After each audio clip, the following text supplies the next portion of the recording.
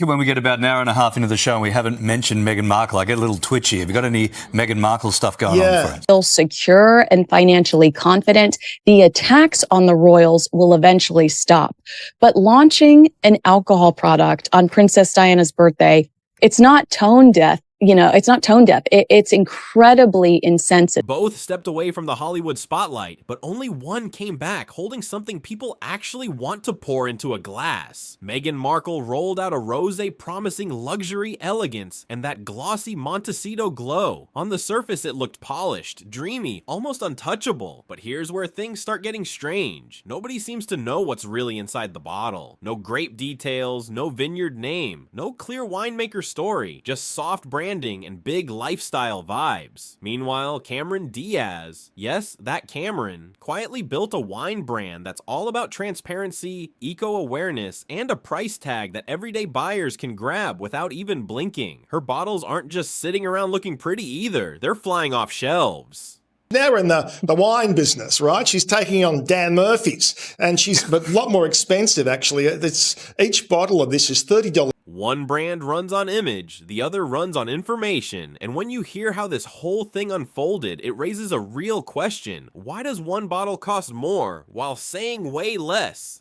That's where things start feeling a little sideways. The launch leaned hard into aesthetics, sunlight, soft tones, and dreamy notes about melon and summer vibes. The whole presentation felt clean, expensive, and carefully curated. It gave modern royalty energy without actually saying much. Everything looked elevated, but also strangely distant. Then curious wine fans started doing what buyers always do. They leaned in and read the fine print. That's when things got awkward. No grapes listed, no vineyard spotlight, no production details at all. Just a minimum order of 3 bottles wrapped in glossy marketing and premium pricing. It didn't feel like a conversation with buyers. It felt more like a presentation deck. And here's the reality. Today's customers are sharp. They flip bottles around. They Google wine regions. It's a 3, so that's $90 US to get her Napa Valley rosé. Now, apparently it's very nice. I'm sure it is lovely. They ask questions. Transparency isn't optional anymore. It's expected. So when key details are missing, people notice fast. To be fair, celebrities launching wine brands isn't anything new, but how the launch is handled makes all the difference. Reports say Meghan focused heavily on brand positioning and executive structure early on. Cameron Diaz went in a completely different direction. She didn't just attach her name and step back. She got involved in the process. She traveled to France. She met directly with growers and producers.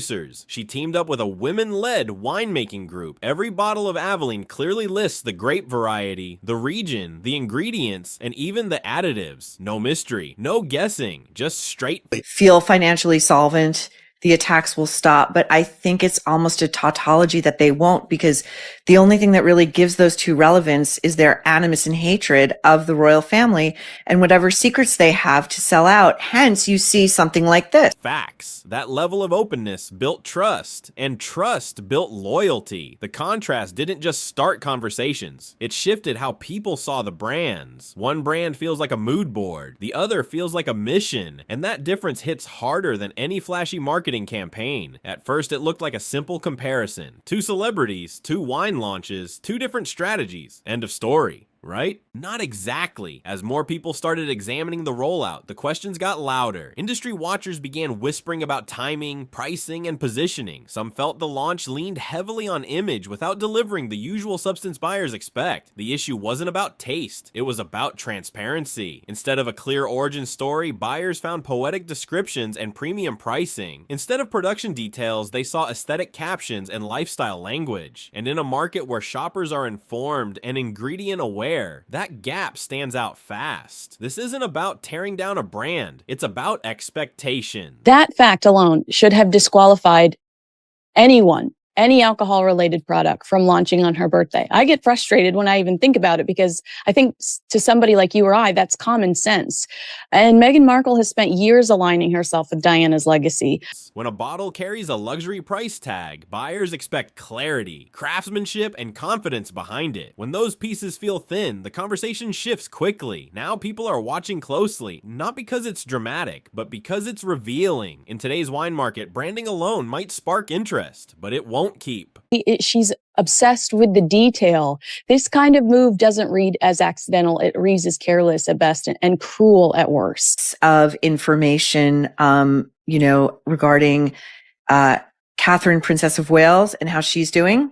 Oh, yes. So, well, this source actually, I had explained to you that this source, the reason why I love this source is because they were the ones that told me last year. Trust alive. And once trust becomes the real currency, every missing detail suddenly matters a lot more. Pretty labels alone just don't cut it anymore. Buyers want proof. They want organic certifications. They want grape varietals listed clearly. They want vegan-friendly stamps, clean ingredient lists, and facts they can point to. A murder conspiracy, affairs that were being generated online.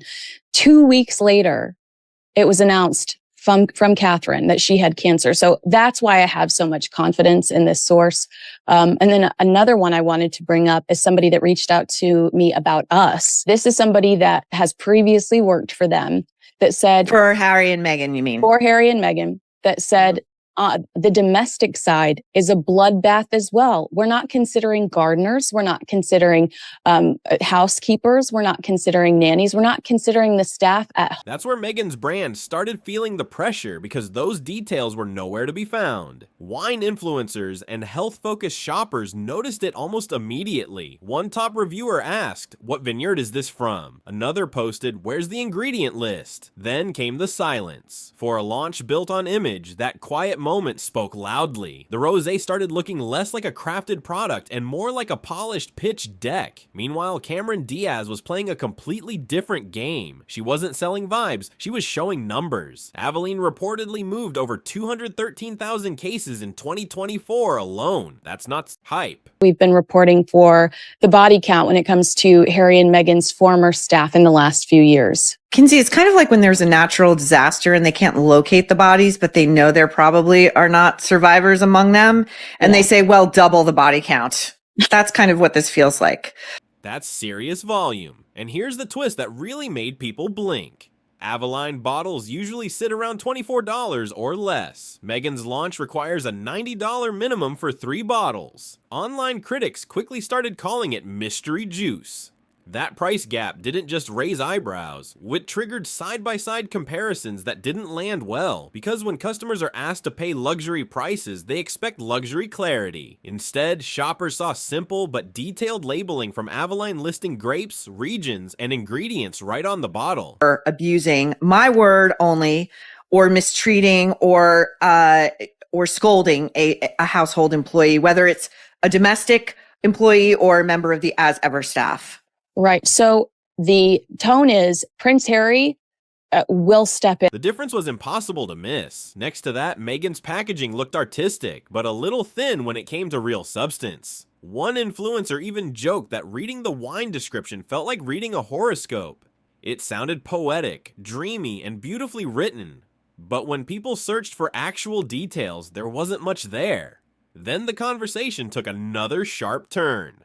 As online chatter heated up, industry insiders started asking a bigger question. Where exactly is this wine coming from? In the wine world, that's not a small detail at all. Even budget brands usually disclose the grape types and the region. Wine is basically geography in liquid form. A rosé from Provence tells a completely different story than one from Paso Robles. The region shapes the flavor, the reputation, and the entire narrative behind the bottle. But Meghan's label stayed completely quiet. To some observers, that silence didn't feel accidental. It felt intentional. People began wondering, was this a private label product? Was it sourced from bulk wine and then rebranded with premium polish? Nobody had clear answers, and speculation started spreading fast across forums and social media threads. When followers asked directly under Instagram posts, some users even claimed their comments disappeared. Instead of clarification, there seemed to be moderation. Instead of details, there was distance. And in today's market, where transparency can build a brand overnight, that approach raised more suspicion than protection. Now here's where the contrast really sharpens. While Meghan's team appeared guarded, Cameron Diaz leaned all the way into the spotlight of the process. She shared vineyard visits. She posted clips of barrel tastings. She filmed conversations with women winemakers working directly in the fields and cellars. The content felt grounded and hands-on, personal, real. It didn't push a luxury fantasy. It showed someone learning, asking questions, and building a brand step by step. Diaz didn't just attach her name to a label, she attached her credibility to the entire process. Industry publications even highlighted Avalane's clear labeling and modern approach to ingredient transparency. The brand openly lists grape varieties, sourcing regions, and what goes into every bottle. Meanwhile, Meghan's rosé wasn't gaining much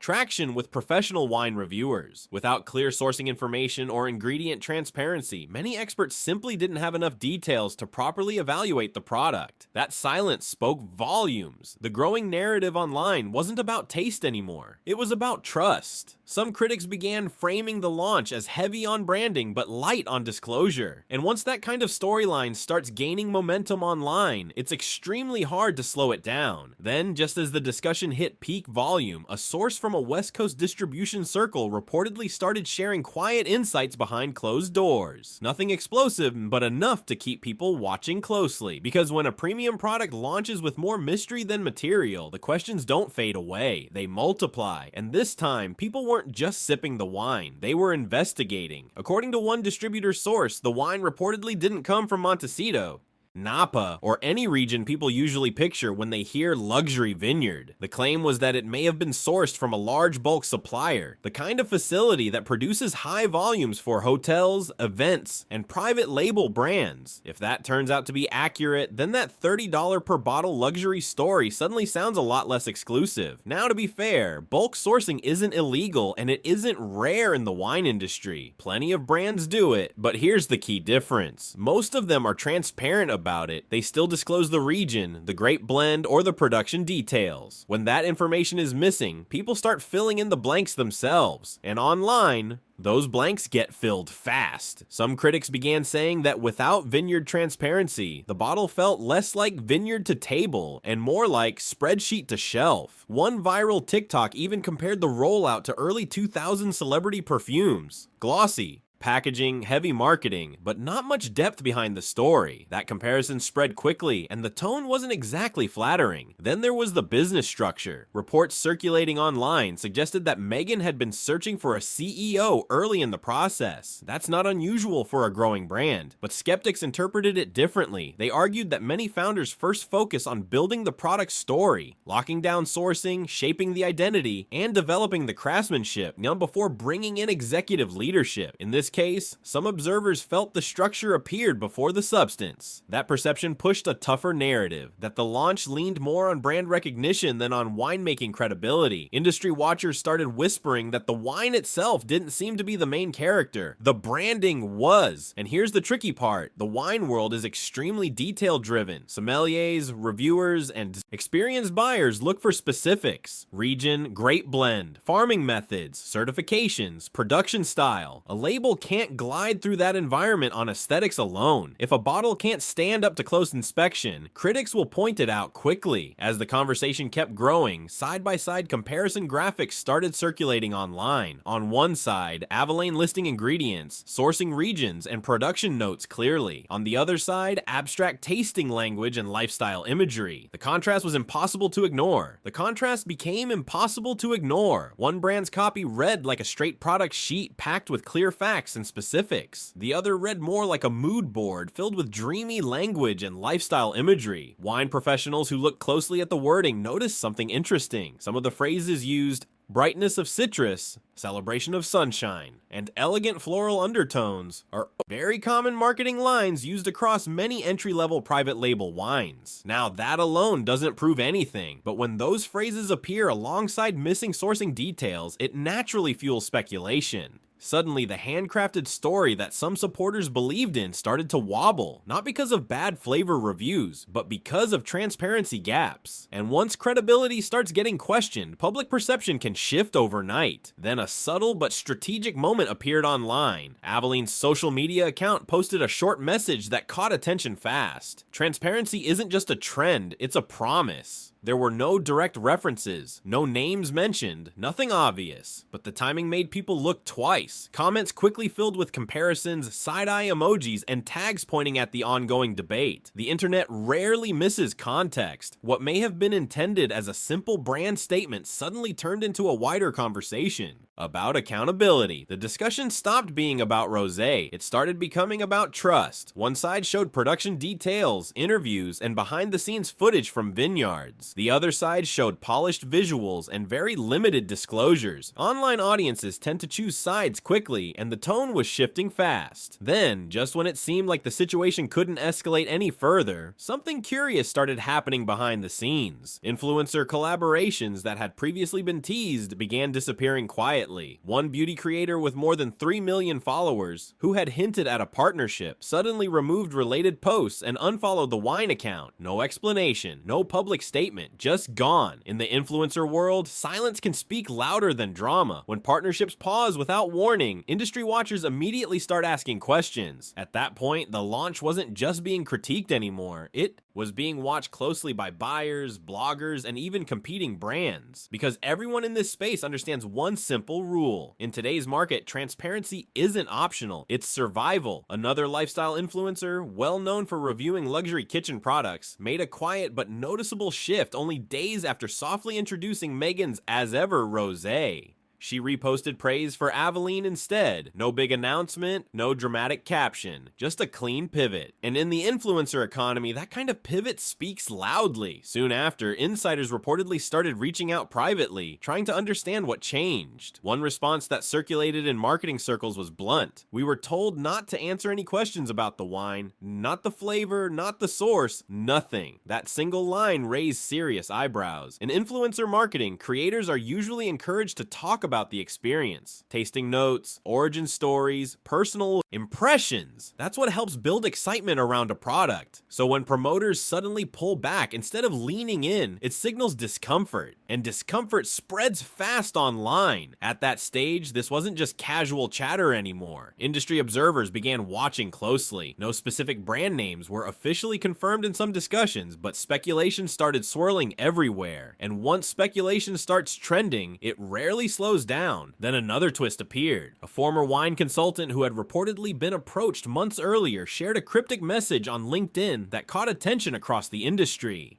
When you're asked to consult on a product that has no origin, no formulation, and no authenticity, you walk. Again, there were no direct references and no confirmations, but the timing sent people straight back into detective mode. Online forums that had once defended Meghan's business ventures slowly began shifting in tone. Threads that used to celebrate her projects now sounded cautious and questioning. One user wrote, "Why launch something if you can't even say where it comes from?" Another commented, "She built a brand around authenticity, and now we can't even see a single ingredient listed." That change in public mood mattered. Over the past several years, Meghan has often positioned herself around themes like empowerment, thoughtful living, and transparency. That message has appeared consistently across interviews, speeches, and lifestyle branding. So when this wine rollout appeared guarded and limited on details, critics started framing it as a contradiction. To be fair, different brands use different marketing strategies. Some lean heavily on storytelling and lifestyle imagery. Others focus more on technical disclosure and production details. But in a category like wine, where origin, grape variety, and ingredients are usually expected basics, silence can feel louder than style. Commentators online began using sharp metaphors to describe the situation. Some called the bottle pretty on the outside, mystery on the inside. Others said it felt like premium packaging wrapped around a lot of unanswered questions. The tone online wasn't playful anymore. It had turned skeptical, and for many longtime supporters, that shift hit the hardest. Meghan has often spoken publicly about integrity, transparency, and clear communication. So when the rollout of her own product appeared limited on factual details, critics focused on that gap more than anything else. Suddenly, the conversation wasn't about the taste of the wine. It was about consistency. That's the challenge when personal identity and product branding overlap. If your public message is built around clarity and honesty, consumers expect to see that same energy across everything connected to your name. Once people sense even a small mismatch, trust can start wobbling. And in lifestyle markets, trust is fragile. Now Meghan finds herself in a different kind of spotlight. Not the polished launch phase filled with glossy images and celebration. This is the scrutiny phase. Instead of conversations about elegance and aesthetics, critics, discussions now revolve around sourcing and disclosure. Instead of dreamy captions, buyers are asking for documentation and specifics. The backlash isn't really centered on whether the wine tastes good or bad. It's about expectations. People want to know if a premium product truly lines up with the principles attached to the person behind it. In today's wellness-driven marketplace, authenticity isn't just a marketing tool, it's currency. When a brand promise carries a phrase like "as ever," consumers often read that as a promise of consistency, values, and openness. If those elements feel missing, they don't just question the product, they start questioning the story behind it. And once the narrative shifts from aspiration to doubt, rebuilding momentum takes more than a polished photo shoot. It takes answers, clear ones. Because in a world where buyers research before they sip, mystery might spark curiosity for a moment. But transparency is what keeps the bottle on the table. Meghan didn't offer many direct answers during the early conversations around the launch. Because of that, some critics argue the rollout may have shaken part of the carefully built image she has developed since stepping away from royal life. To many observers, this wasn't just about a bottle of rosé, it was about credibility. Meanwhile, on the other side of the conversation, Cameron Diaz approached the wine space very differently. She didn't just enter the market with a celebrity label, she positioned herself as someone involved and informed.